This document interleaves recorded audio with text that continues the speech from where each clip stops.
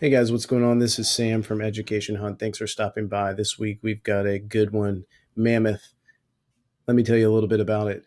Mammoth makes working on collaborations together a little bit easier. It's an awesome note sharing app. So think about Evernote, but a little bit different in a great way.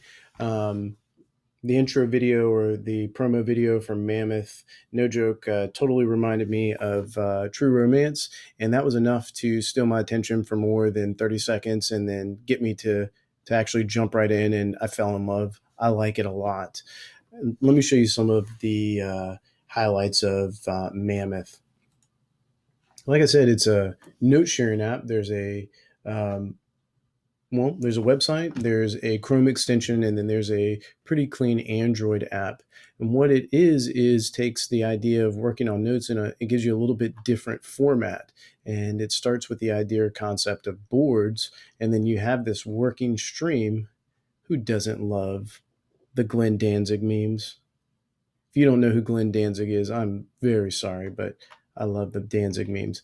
Anyway, what I like about Mammoth is that it gives you the work in a nice, pretty, easy to access stream. Right, it helps keeps everyone organized. So I really like Danzig.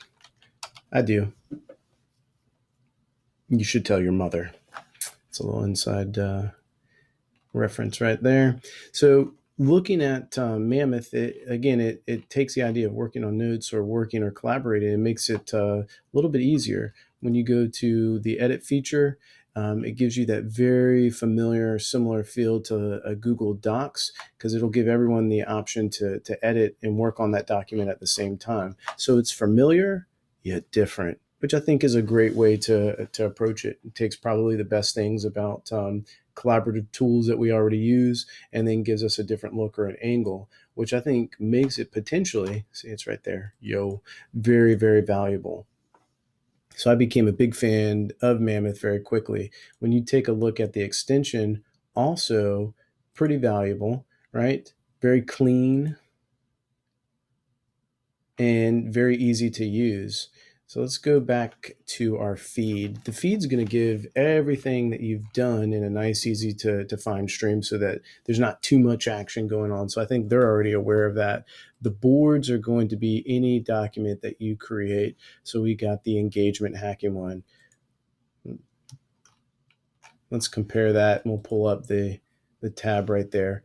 It makes it just very easy to tap into whatever your project is. You have a list of contacts, so it's easy to invite friends to join. You can send them an invite by, Facebook or Twitter or all your social media. You can search your boards once you get going, and then it's very easy to make a new project.